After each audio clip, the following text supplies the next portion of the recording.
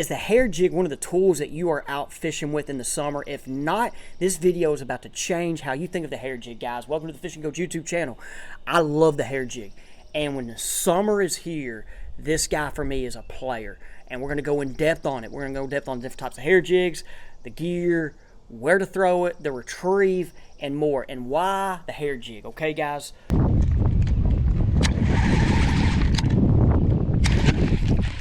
Oh, I got thumped.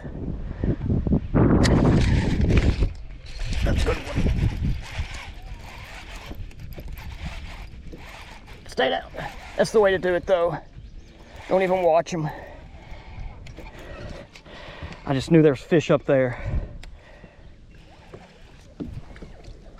Oh, yeah, that's a good one. That's a good one. That's a good one.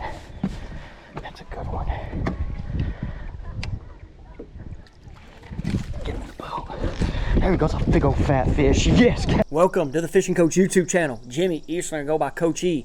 The hair jig for me, okay, guys, is a fun way to catch bass. It is one of my favorite kind of. I have a bunch of different techniques that I've done, but this one is a favorite one.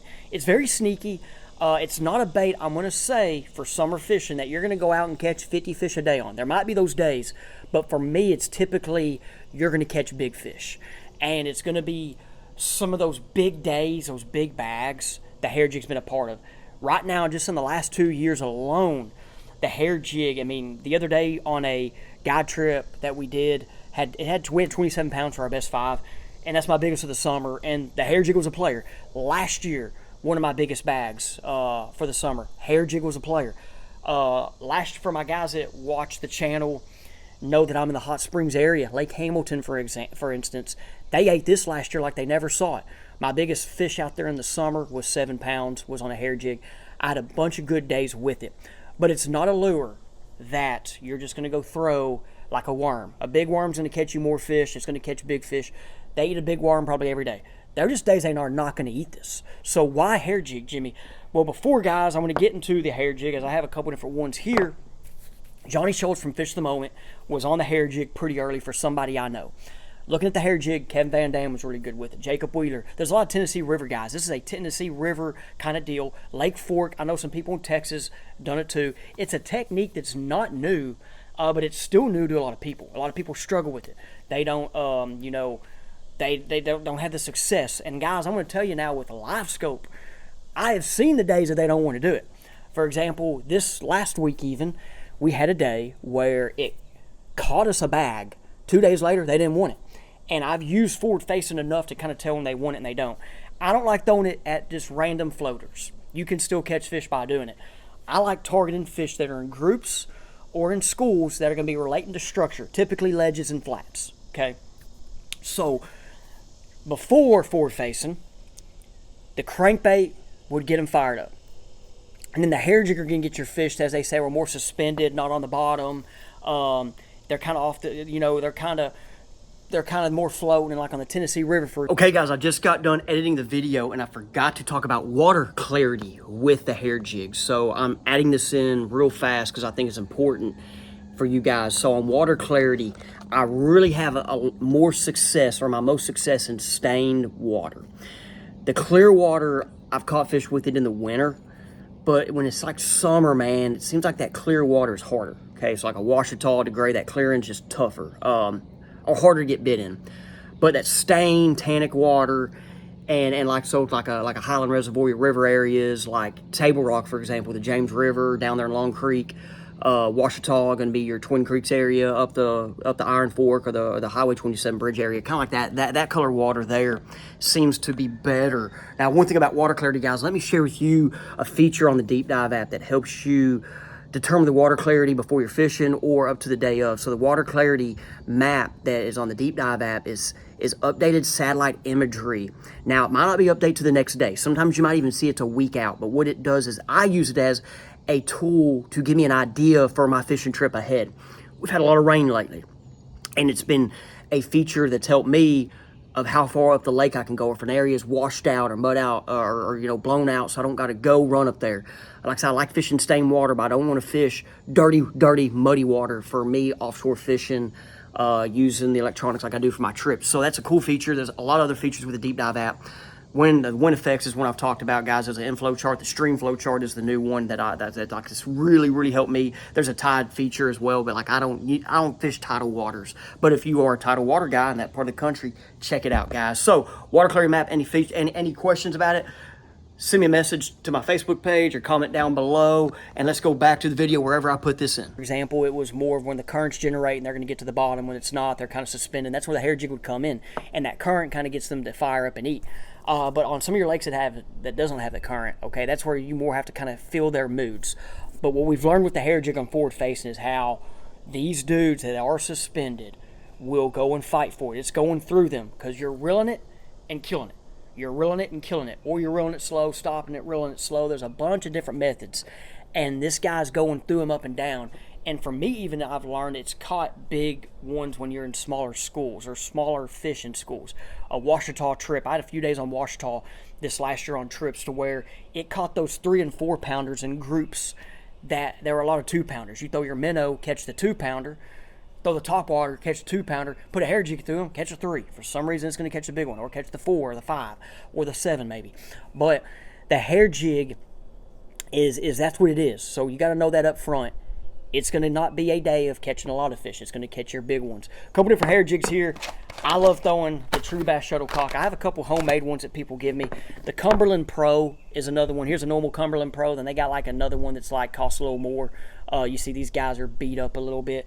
One thing though, a negative about this, like I like this head design, and you'll see how it falls in the water, man. It falls really good. So one thing with the hair jig, when this water, it's going to get wet, okay? It's going to get wet, and when it falls in the water, it's going to go down. But sometimes when you jerk it, it kind of opens up a little bit, kind of spreads out a little bit. But these fall different speeds in the water than like a normal jig. But one thing about these hair jigs, I will say, these compared to this, these are hard to cast. With that shaped head, sometimes you throw this way and it got inch sliders. It's like a little slide piece, okay? Now, one thing though I'm going to say I like about the hair jig, and it depends who you are. Now, rod, I'm throwing a 7.2 or 7.3 medium heavy fast. I know people throwing longer rods. I typically say a worm rod, okay? But the biggest thing is the line. I'm throwing on 12-pound test, okay? I love 12-pound test. I typically like a higher gear, higher speed gear ratio reel too. I've thrown on the 6.4 and it's been fine, but sometimes I hit that thing on the fall and you got to catch up to it, so a little higher speed does help. But the 12-pound test is huge. 12-pound fluorocarbon. I don't know exactly which this one is. If this is the Xing or Sungline, I throw both of those. But the line, I know people that throw on 15 and 17. If I was fishing OHIV or fork, I might be 15, but I like that 12. On my lakes, it seems like that 12 gets more bites. The 12 also affects the fall rate, okay? It also affects that fall rate if you think about it. So that's one thing with me on the hair jig there. Now, guys, with it, like I said, it's something that's on my deck the summer. The whole summer. I didn't even say I said 7.2, 7.3 medium heavy. This is the Level Rake series, guys. I'm with Level Rods. I have the NGX and the Rake. This is a $100 rod. And if you use it and pick it up, you're like, this is only $100. Pretty impressive rod, okay? Any questions, y'all can just send me a message. I know people that's fished with me has been impressed. They love that NGX. But if you're more like, the NGX is 170, I need 100, then here's you a $100 one. This is a great rod for the price point. But one thing, guys, on the hair jig, let's now talk about areas. I just said earlier, I like flats, ledge drops, channel drops. I do like throwing this at schools of fish. Schools of fish can be anywhere from 4 to 50, 100, okay? And that's kind of hard in Arkansas to find 100. These too, like they will eat a big worm here, guys. Like that's something. Photo? Yeah, a big like mo monster. Or they'll eat a hair jig. Was he up higher? Yeah, he's up high. Yeah. He ain't gonna help, but still. Oh, Danny's hair jig. Thank you. That one was up high. He thumped it as I went right over his head. But there are times you can catch some suspended fish with it still. But I don't like throwing it just at floaters or throwing it at, those. Now, if there's 3 or 4 of them out there, you can throw it and work it through them and get it. But I'm not just going to throw this at an individual fish. But that's one thing with it, though. Like, if you're fishing an area, flat ledge, drop, and let's say you do catch a couple, then this guy typically, if they're eating it It's going to catch the big ones. And that's why I said earlier, some of my biggest bags the last 2 to 3 years of the summer, a hair jig has been a part of it. And it's just crazy to think about it, or big fish in general. So that's one thing with it. You just got to know is, hey, it's not going to catch them every trip. But your quality per fish catch is going to be pretty high with the hair jig. And so there you go. There, I already talked about the retrieves, showing a couple fish catches here throughout the video. But guys, like I said, this bait for me has changed how I target bass in the summer. This jig, I love it. I've had fun. The winter, I have thrown it as well. I've caught them on that smaller hair jig in the winter on the spinning rod. But for really those, and you can catch this the winter on these too. Like they will eat this thing in the winter. But for the summer, man, it's a fun bite. If you've not done it or try it, give it a shot. I think for me, in the last 2 years, we've caught fish on this on like 9 lakes. I think I looked at like 9 different lakes. So it's a pretty interesting lure, and it does work in a lot of areas, different types of water. But it is very timely, as I just said. It's very, very timely. So guys, appreciate you. Let me know what you think about the hair jig. If you want more in depth on the hair jig, give me a call, message, or shoot me a message. Go to my Jimmy Eastling Fishing Facebook. And like I said, if you want to go get a trip with it, let's go get a trip, and we'll go see if they want to eat it that day. Now let's get into the Faith Juice. What's up, guys? Welcome to the Faith Juice part of the episode where I give an encouraging word, share scripture, kind of what's on my heart today in this Faith Juice. And first off, I just want to say thank you, everybody, for the feedback, positive feedback that I get. But this one today, I want to talk about a song, okay? And I'll share about songs once every 2 or 3 weeks, month maybe. But this song is a newer song that's kind of hit mainstream. It's by, I'm going to probably butcher the dude's first name. I've been listening to him lately. He's Josiah Queen. It's called Dusty Bibles. And like the chorus, which is like the first part of the lyrics, is we got dust in our Bibles, but brand new iPhones. And we wonder what's wrong with us. And like, dude, that's it. I just want y'all to go hear that song. And like, that's a lot. And it's pretty interesting. And we've, the phones, of course, there's a lot of good in phones. There's good in technology. There's always good in something, but then there's bad, and it can be used for bad. And that's just a piece, just like I said. So it's kind of, go check the song out. You can share your thoughts on it. Go ahead down below. But it is interesting how we will be on our phones all night scrolling. And I'm talking to me too, guys. I'm not just talking to y'all. I'm talking to Jimmy here. We'll be on our phones scrolling, going through it, the Facebook, TikTok, whatever it is, Instagram, or just reading news articles. And then there's your Bible right there sitting next to you, and it's not opened. So anyway, guys, appreciate you. Let me know what you think of the video. I'm going to have to go back to my kiddos in here. They're causing chaos. And we will see you on the next one.